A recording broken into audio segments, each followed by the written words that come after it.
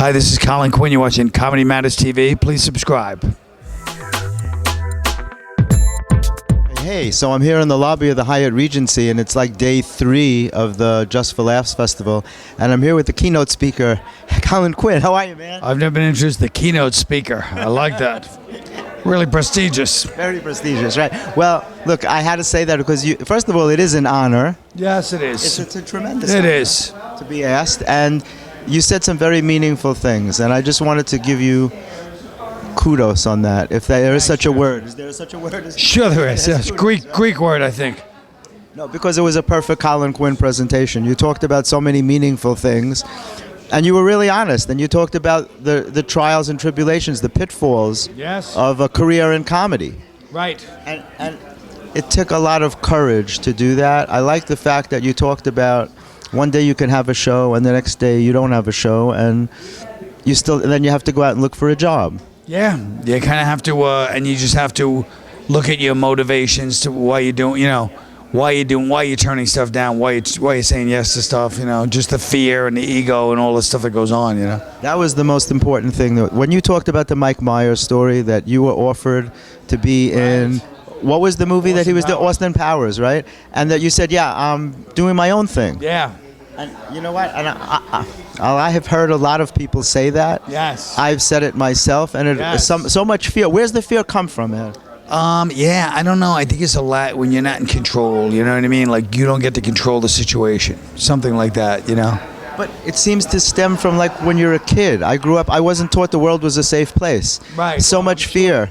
Yeah, but I mean, I feel like everybody knows that, but it's like something else happens too, you know what I mean? It's also ego. It's not just fear, it's ego too. But isn't it also tied in with, like, a fear of success and a fear of failure are both very close. It's really hard it's hard to distinguish between the two sometimes. That's correct. And I experience it all the time. Even something simple like this, asking someone to do an interview is hard. Of course. It's very hard because you feel like you're imposing on someone's time. Even when I know somebody well, like yourself, I'm always catching somebody when they're running someplace. That's right. And when somebody says, hey, I want to, but I'm running someplace, you still feel a little bad, like, of oh, course. You know what I mean? Yeah, like you have to, right. Like you're getting turned down in some way, even though they're well-meaning. It's a difficult, anytime you're asking anybody to do anything. That's correct. And that's correct. Because that's what I do all the time. Yeah. I related so much to what you said. That's right. On so many levels. We're always confronting fear. Exactly, and it's not just us, you're right. When you think about it, everybody has to deal with this all the time. All the time. And it just depends on how people choose to deal or not deal with it. And like I said, if you're turning stuff down because you really don't want to do it, that's fine. But if you're turning it down because you're scared and you want to pretend you're doing it for another reason, that's not fine. You know what I mean? You got to do it. You got to know why you're doing things. But at the time you're doing it, at the time you're doing it, though, you probably don't even know that you're scared. It isn't until a lot of learning comes along, right? That's correct. It's in retrospect, you realize I could have done that thing, but I was scared. Right? I thought it was for this reason, but I was really scared. But the interesting thing is that, you can get out on a stage and perform in front of people, which, as you said very well, in a book of fears, it's everybody's greatest fear is public speaking. Right. Stand-up comics, your life is always on the line, man. You're always doing that. You're confronting the fear, but yet there are other things that are even scarier, right? That's correct. That's right. To you, lack of being in control is the other thing that's scary, yeah. And so it's just, I think you helped a lot of people because most, especially young comics, they think, wow, once you got a show, man, you got it made. That's correct. Yeah, and it doesn't work that way. You had one of the earliest shows on MTV, Remote Control. Well, wasn't that one of the earliest shows? Yes, it was one of the first shows on MTV. Do you remember how you got that break? Yeah, I was just doing stand-up, and it was a whole different, even if I described it, it was a whole different world. They're in clubs watching somebody.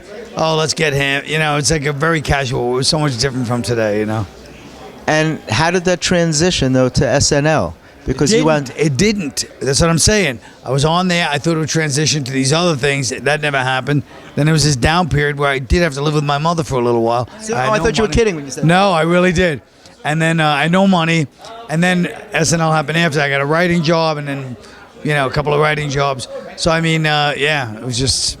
Yeah, it was interesting. Which all leads up to this. When you look back at your life in retrospect, certain things make sense. Like sometimes you go through something that seems very negative, like you're losing something. And then the universe kind of says you don't lose anything you're supposed to have. That you lose it at the time you lose it. It seems like it's really messed up. Like, why is this happening? But sometimes it leads to something better. Not necessarily better, but I would say wiser. It gives you knowledge if you choose to look and see the knowledge. I wouldn't say better. I wouldn't say that the things I've done in my life, I didn't make horrible mistakes or choices. I'm saying that at least those things give you some insight later. You're better if you don't have to go through those painful things. But given that you do, there's what you can take out of it could be really give you some kind of wisdom. Tell me about unconstitutional.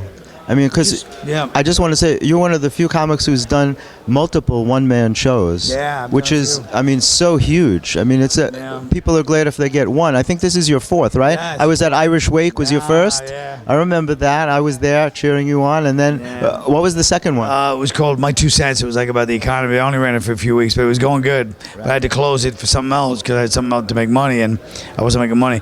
And the third one was the one with Jerry Seinfeld? Seinfeld one, and then this one. Yeah. And what was the name of the Seinfeld one? Long story short. Yeah. Yeah, which I think started at the Bleecker Street Theater, right? Yes, exactly. I was there for that. Yeah. I was there for Tough Crowd. I saw that was an amazing show. Baby, right? Yeah. That was your idea, wasn't it? Yeah.